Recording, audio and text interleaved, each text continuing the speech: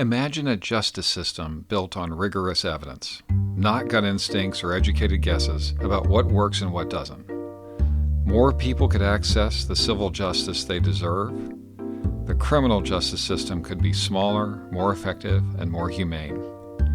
The Access to Justice Lab here at Harvard Law School is producing that needed evidence, and this podcast is about the challenge of transforming law into an evidence-based field. I'm your host, Jim Greiner, and this is Proof Over Precedent. This week, we're bringing you a student voice. Hello, and welcome to my third podcast episode for the Access to Justice Lab at the Harvard Law School.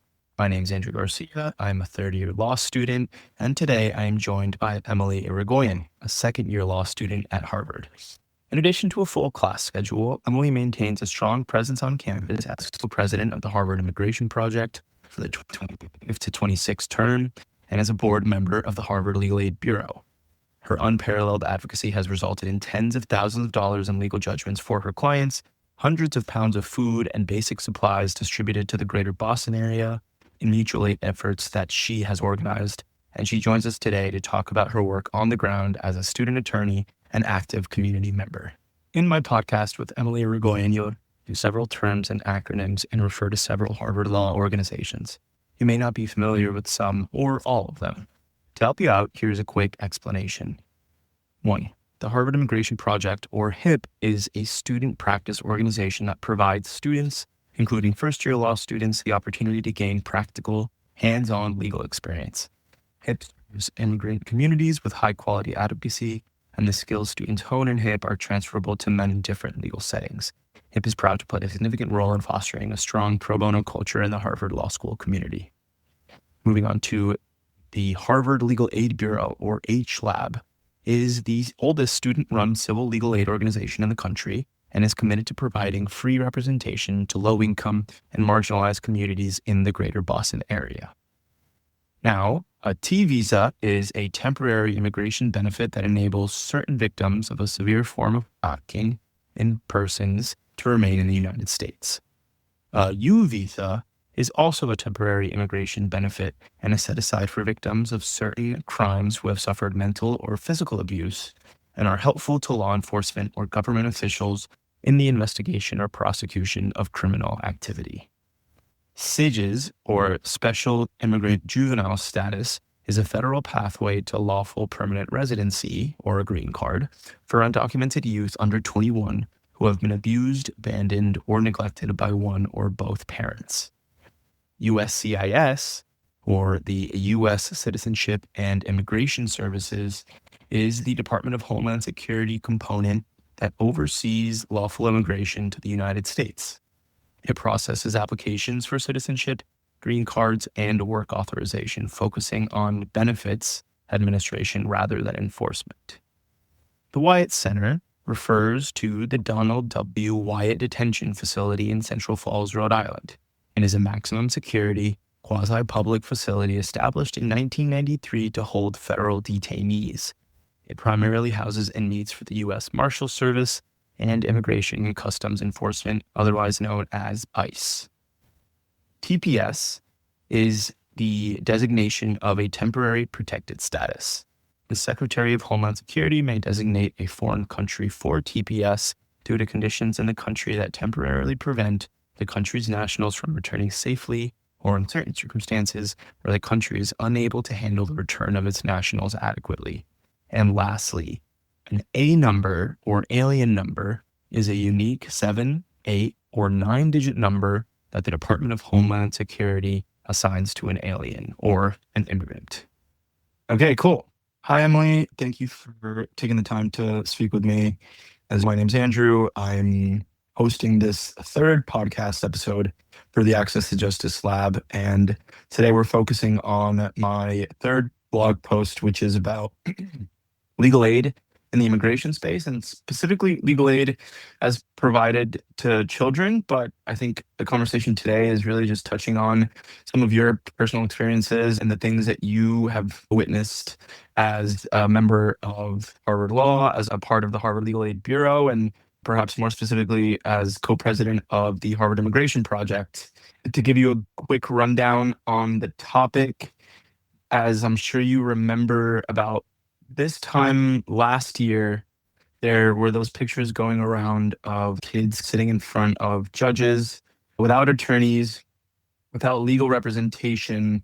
And a lot of that was due in part to the federal government's rescission of funding specifically appropriated for providing representation to unaccompanied minors. And while I know that the Harvard Immigration Project isn't limited to helping immigrants of any particular age, you are certainly involved in both detention facilities and just an understanding of what immigrants are going through while in custody and while subject to immigration enforcement generally. So there's really no expectation that you know exactly the case that I'm talking about or anything like that. But I guess I'm just curious to hear about your year, especially this past year, working with immigrants, helping connect immigrants to representation of any sort, and what that's looked like on the ground. Yeah, this is a really important topic. I think what's interesting right now in the legal aid space is a lot of funding and resources, specifically going to deportation defense. I think before all the current ICE raids and political pressure on so many people of different statuses, there was a lot more legal aid capacity to do affirmative work. And that would look like asylum cases, T visa, U visa, a lot more SIJ was happening. And SIJ specifically involved children, or in the case of Massachusetts, people up to, it varies by state because that of course has a family proceeding that then goes to USCIS. But what we are seeing a lot of in ICE presence are targeting specific workplaces. And so we're seeing a lot of, at least in Massachusetts, adult men being picked up. And when you talk about children and its effect on children, regardless of whether children are also being detained, they are being affected. Immigrant children are being affected by having what is often the primary breadwinner in a lot of situations in Massachusetts by their parent being detained. So what's really interesting about where ICE detains people and how it leads into who's being detained is that there's a couple locations in Massachusetts. You have the Plymouth location, and then you have somewhere that's a little bit, for a couple hours out, the White Center. There's a longer name for it. Wyatt, Donald T. Wyatt, I think is the name. But the Wyatt Center, they both only house men, right? Mhm. Because these are, ICE is basically renting out a portion of a prison to detain individuals. And so they are basically held at limits at how many they can bring in and also what gender they can bring in based off of the already existing requirements for that prison or jail. And so because of that, you're seeing a lot of workforces where men are located, like construction sites, agricultural sites, restaurants. We have a lot of big food processing here in Massachusetts too, just to name a couple companies like Bonafide, Wilson Farms, like all these places where are wholesale retailers, from bringing food from the farms of West Mass to the supermarkets of the greater Boston area. There's been ICE presence there. And there's also been a lot of ICE presence near the fisheries and both the processing plants. And also I met a client who was literally detained right outside of work from a deli/fish retail store, like a specialized kind of like miniature market. And ICE has really been taking their direction based off of where they can store people.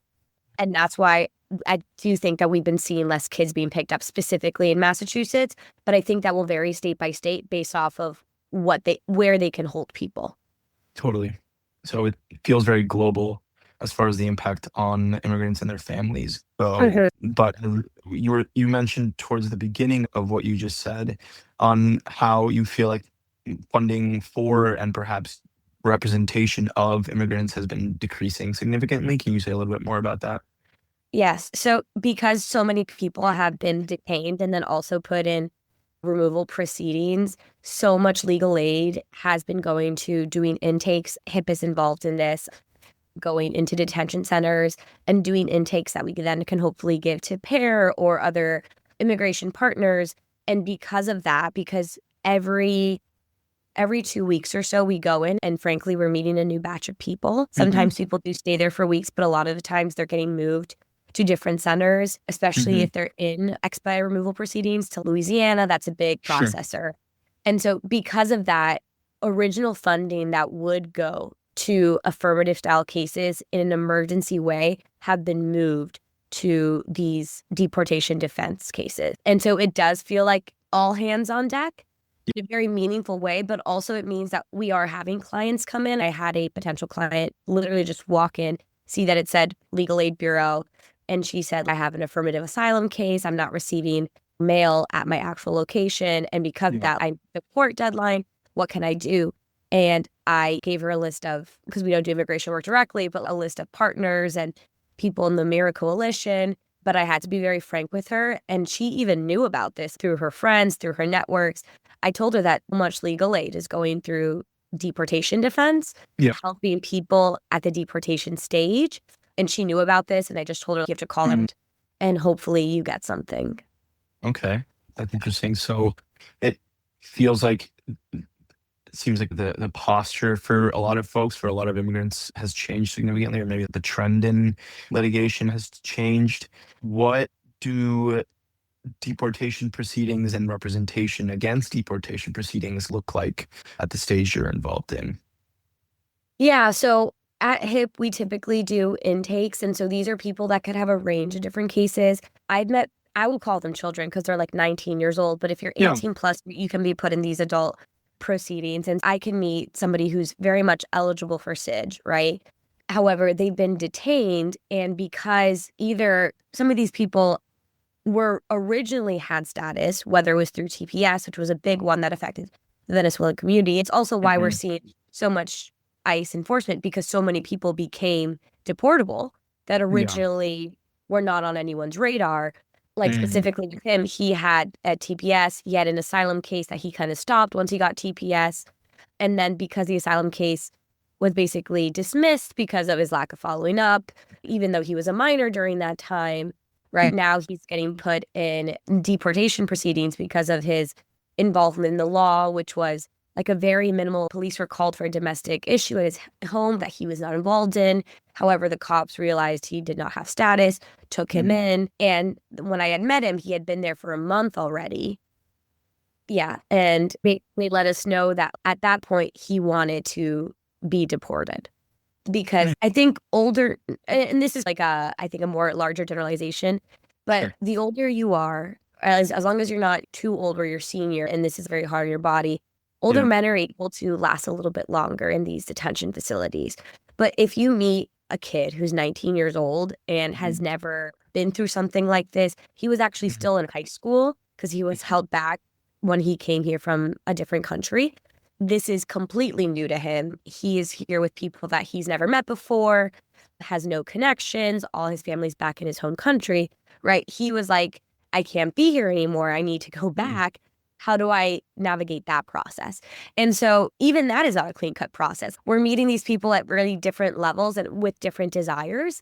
And so in that case, we're not looking at a referral. We're basically giving him the language that he would need to go to his next master calendar hearing, which is basically like a conference check-in, and tell the judge, who's not an Article 3 judge, tell the day basically that I want to be deported and I waive my rights. And even then that could take weeks, right? And because processing takes so much time, they need to they also need to make sure that this isn't CAT is an issue, like all the Convention Against Torture. These are all things that you could have not received asylum, but you could have received a lower level of protection where you can't be sent back to your home country, but you can't stay in the US, right? So now you're in this weird middle ground where you've lost on your asylum case and people are asking us, what do I do now? And really, it's a waiting game, waiting for the US to find a different country to deport you to, right? And so in that case, when we're doing the intake, it's more, let's think about where would you like to go? Like, where do you have support systems? And so sometimes I'm talking to a person who's from a country where if they go back, they could be killed by the gangs. And so we're like, do you have family in Spain? Maybe. Do you know anyone in Spain? Let's think about countries where you speak the language, right? And then you're able to obviously put that as a preference. Yeah. as to where to go, but that's nothing guaranteed, right? And it's hard to make a generalization as to where we're meeting them because we are frankly meeting everyone at different stages. Yeah. And it's also, there's so much overlap with the criminal system where people get picked up for, let's say they get picked up right after a bond hearing for a criminal charge, maybe like a DUI, for example. They get picked up right outside the courtroom after a period in person, doing what they need to do, waiting for their court date. When they're in detention, they can't make their court date. Now that can negatively affect an open asylum case that they have that could prevent them from getting deported, right? And so you have all these overlapping things. And sometimes when we're doing triage at the detention centers, it's like, who has the nearest master calendar hearing where they can basically say, I need more time to find a lawyer. We try to help them get a lawyer. If they have an individual calendar hearing, which means they're going to hear the merits of the case, typically it's a little bit too late for us to get involved. But those are the ones that, if we can, we'll try to get them to immediate assistance. But again, that's not guaranteed because it takes a long time to prepare for an individual. And something that you had mentioned that comes up and is happening nationally is everything is sped up, right? And those who are in detention in one state can be moved to another state, whether it's Louisiana, Texas, or some other state, rather quickly. So when you're triaging and having these conversations that end up perhaps being the only legal support or anything close to representation that some of these folks are at the very least receiving from you, is that playing in the back of your head? Like, how has that changed perhaps the triaging process? But specifically, what can even be done if you know that within a week they could be either summarily deported or put somewhere and not updated in the system and kind of just lost in the limbo? Yeah, no, I'm glad you brought that up because getting lost in the system is actually really common. I think people don't realize that EOIR, which is where you can check based off of country of national origin and also your A number, where a person is. But I had a client in H Lab whose son was detained and they never wrote down his A number properly. When he called me asking, can you help me find my son? I was like, let me look for EOIR. This is publicly available. We can do this together. This is not, even though it's necessarily outside the scope of my representation, it wasn't necessarily a legal matter that you need an attorney for. But when he had called, his son had given him an 11-digit number. An A number is a 10-digit number. So we tried different variations to get to that 10 digits, and clearly he just read off a different number. Sure. And after that, his son was moved from one facility to another. He had asked people who were going to go to the next detention center visit, can you ask around if you see my client's son? And they had seen him, but not anymore. And I had closed the case off with that client because it was a labor case that was not involved with immigration or anything like that. And basically, what he's doing now is I gave him some immigration resources and hopefully together they'll be able to track down his son. But there really is not much you can do other than tell people while I'm there, hey, talk to your family, be very clear. This is your A number, memorize this. People need to memorize that the way people know their social security. And that's something that people don't realize until it's too late.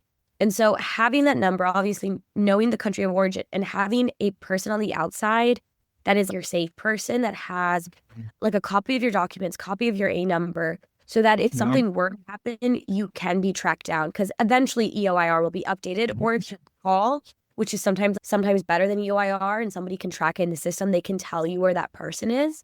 Yeah. And that's also influenced a lot of what we're doing in H Lab now, which is through the family practice, family preparedness.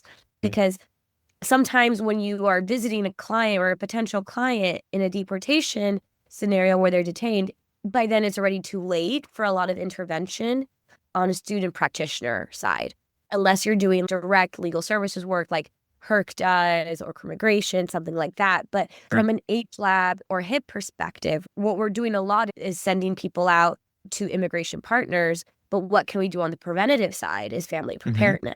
And I could talk a little bit about family preparedness if you want. Yeah, that'd be great. Just to really give us understanding of how issues that are affecting immigrants, unaccompanied minors, or otherwise really go beyond the confines of immigration court. That'd be great to hear a little bit more about family preparedness. Yeah. So basically, family preparedness is this idea that family unity is of the utmost importance, and that includes not just children in a typical sense, but also if you are a caregiver for a disabled family member or for a cousin that may be not your child, but you often get caregiving roles, things like that. And so we're really trying to expand the concept of what family is. Yeah. So family preparedness, but it's meeting people in the community. A couple weeks ago, I, for example, went to a labor center out in New Bedford. And at first, you really need to have a discussion with the community of what family preparedness is. And it's basically having a document organized with different people's A number in the family. So they have it, country of origin, a copy of those documents that they need, and then also an emergency plan set in place. So that emergency plan could be, let's say, the children are U.S. citizens, but the parents are not. If the parents were to be detained, what would happen to the U.S. citizen children? Because a lot of the times, what parents want is reunification, right? They want somebody to take the minor children to another country, wherever they're going to be deported to, so that they can be reunified. That's really difficult if there's no assigned caregiver with that child's documents and with permission to help them leave the country. Same thing if the child is undocumented. It's actually harder, I think, if the child's undocumented, because in that case, it's possible that the child doesn't even have any paperwork, right? A lot of times people come here with the paperwork in mind, they go through a very hard journey, whether it's going through Africa, through then South America, then going through the Rio Grande, or whether you're starting in Central America and going to Rio Grande, right? Paperwork can be lost, and it's really hard to get a copy of that paperwork from your original country, especially if you're like from a very rural area. A lot of these people don't speak the primary language of their country. They speak an indigenous language, or they don't have the ability to read in that language. And so all these issues create it where we will meet families that have a child born in a different country that they cross the border with who don't have documents, right? And so family preparedness is in part helping them get those documents in the first place, because we have the resources to ask the country of Guatemala to send over this person's birth certificate and passport or whatever is necessary, right? But also making sure that there's a plan in place, that there's something that they've thought about. Sure. Or just About simply having the awareness. Yeah. Yeah. Because, and this is something that families don't want to think about. Families never want to think about the worst, because it becomes more real. And that's why it's actually more of an intervention in a family's life than you would think. Because really, this is just a paperwork. But the lead up to the paperwork is a lot. Yeah, I imagine. Thank you. Thank you for that explanation. Thinking about this issue prospectively, because there are still several years left of this federal administration, and there are likely going to be ongoing impacts to this space moving forward, regardless of who or what apparatus is in charge. I wanted to first conceptualize the issue as it has developed over the years, and what I'm talking about specifically is federal funding. So, as I'm sure, legal aid is funded at varying levels, whether it be federal, private, state, what have you, in different ways across different states, blah, blah, blah. But for example, GBLS, which you are, I'm sure, are aware of, Greater Boston Legal Services, is an organization that receives no federal funding, and that affords them an extraordinary amount of flexibility. For example, like they don't have any qualms in accepting someone who's undocumented or someone who isn't a citizen or anything of that sort. That particular functioning gives them a lot of flexibility, right? And they are mirrored in both function and practice with the Volunteer Lawyers Project, which is also in the Boston area, but does receive federal funding. And so when federal funding came with certain strings, that these two organizations split to be able to touch on different populations and types of cases, right? And something that has happened in the past year, as I mentioned at the start of this call, is the federal government rescinding money that was appropriated specifically for providing legal representation to unaccompanied minors in the US, right?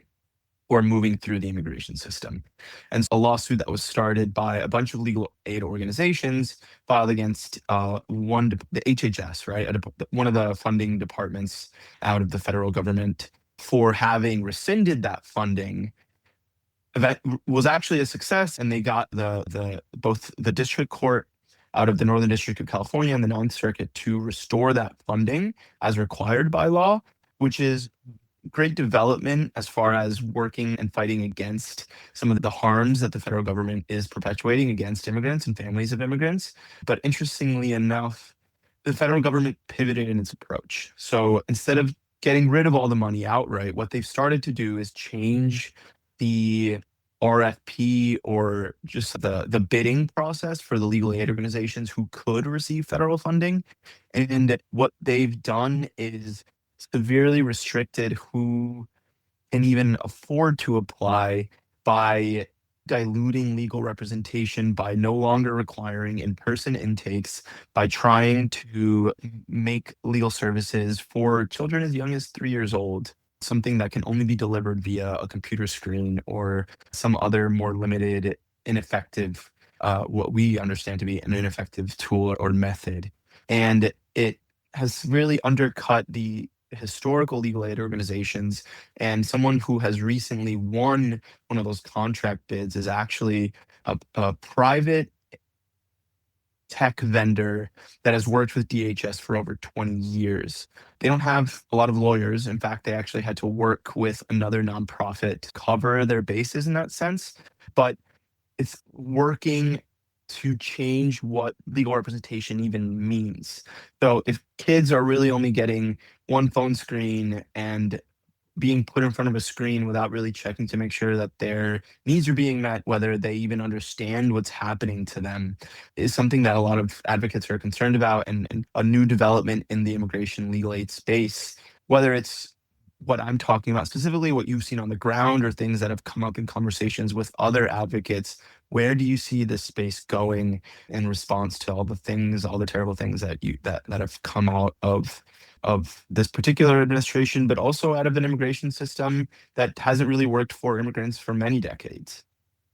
Yeah, I think I have two kind of very distinct thoughts on this. I think one is we've been seeing a lot of remote proceedings, like IJ court, like specifically immigration court is specifically held remotely for most jurisdictions now. And I think some people saw that as a good thing initially. This was something that happened during COVID. This is like something that's just carried over. It was thought originally to be more accessible, things like that. However, in reality, and this is anecdotal, but something that we've talked about is it's really easy for an IJ to deport someone that they can't see other than through a computer screen, right?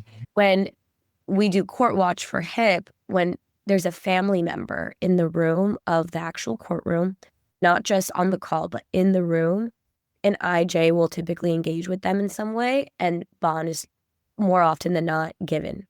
And so that's just like a very small sample size, but a trend that we've seen like this past year. And so I think I'm a little bit hesitant on using remote means to make the court more accessible, because oftentimes it does make it easier to create this cycle of deportation. And it's also easier for a lot of misunderstandings to happen because these people are zooming in oftentimes. If they are with a lawyer, it'll be like with a lawyer in a room, and that those cases are pretty fine. But when they're in a detention center and an officer trying to get the camera on them, and they have this microphone set up, and there's this lag where they're interrupting the IJ because of the lag, and the IJ starts to get annoyed and upset, and then starts to not explain the concepts as clearly, you can really see the effect that having these proceedings virtual can have. It's also another thing that, like, when there are like a language barrier, it's really hard for somebody to feel like they can step in a remote situation, like somebody to advocate for themselves, saying, hey, I understand a little bit of English and I don't think this translator got it exactly right. Kind of try to step in remote proceedings because they can't see the face of the judge. They can't see the face of the interpreter. Oftentimes they're looking at a very blurry computer screen on their end. And so we're seeing a lot of mistranslations happening, and we see the person, their reaction is like, wait, I don't know if I said that exactly, right? But they don't feel comfortable saying anything because they're just in a room by themselves with an officer. Yeah. And that power dynamic makes it so they don't feel like they can speak up, right? They don't feel like this is a time for themselves to advocate. It feels like they're still in the detention center in a space where they have to be quiet and listen to the guard. And so we're seeing that. I can see the effects of not only in doing the legal work, right? As I can 100% understand that happening with children and with adults alike, right? There's Yeah, such a human aspect to absolutely. legal representation that you're losing by having a screen and making that something you need to do rather than a necessity because of other reasons. I think the second point that I know that a lot of legal aid organizations this past spring break through HIP, we did a field trip, I would say, where we volunteered at two different legal aid organizations. I was assigned to a really amazing, very small nonprofit called the Southern California Immigration Project, SCIT, in San Diego. And they do a lot of work in Calexico, which is, for people who aren't aware, it is very close to the border, but very inland in California. And so it is very far away from any legal provider. And so the creator of Skip specifically created that nonprofit because she saw a gap in legal representation for people at that facility. And she really wanted to create an organization that specifically does work for that facility, right? And so something that I was talking to her about ways that she was structuring the nonprofit that she had started around 11 years ago, how she thinks about her funding, basically said she refuses to ever apply for federal funds. And this was 11 years ago when it was obviously a different administration. And this has been her brainchild for the past 15 to 20 years, right? And so this is something she's been thinking about. It was obviously in a different administration. And she said, I knew that there was going to be waves, right? She was an older lady, and she said, I had lived through the creation of ICE and everything after 9/11, right? And I knew that kind of powerful event could happen again, and it could lead to administration change, it could lead to policy change. And I felt more confident in the state of California as a more stable source of funding that I didn't even want to give myself the opportunity to receive federal funds. So she's never applied for federal funds. She's only ever applied for city funds, like municipal funds or state funds from California. So it's a very small operation. But she said, frankly, when everything happened with Trump and Trump won, it did not affect her work. Like, other than the actual on the ground things, but regarding funding, it did not change anything. It's amazing. It's astounding the brilliance that people bring to the space, you included. I guess as I close this out, when you're part of a space that can be so difficult to navigate and working alongside clients who are going through so many things, what are the motivations that kind of keep you moving as such a nimble advocate, as such an empathetic person, and as someone who really cares about the people that they represent and support? What are the things that kind of keep you going? I think everyone has a story, right? And it's really interesting to meet somebody because obviously they're the main character in their life, right? And you're meeting someone in a very hard moment of their life. And a lot of these people that I'm meeting have had so many hard moments. And yet, when they're finally talking to a legal advocate and they feel listened to, there could be such joy, right? And so if they're able to maintain hope and joy in recounting some of the hardest things, who am I to take away that joy or not to pursue it the same way that they do? Amazing. Yeah. Okay. Thank you, Emily. Of course. We're Of gonna course. sign And I off hope this now. was helpful. This was so helpful. Thank you so much. Proof Over Precedent is a production of the Access to Justice Lab at Harvard Law School. Views expressed in student podcasts are not necessarily those of the A to J Lab. Thanks for listening. If we piqued your interest, please subscribe wherever you get your podcasts. Even better, leave us a rating or share an episode with a friend or on social media. Here's a sneak preview of what will bring you next week.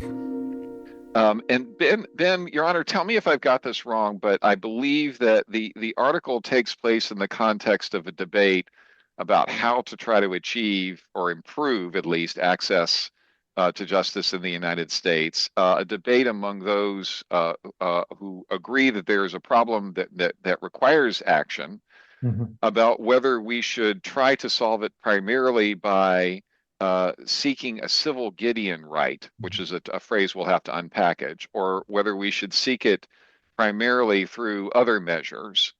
And if so, what those other measures might look like.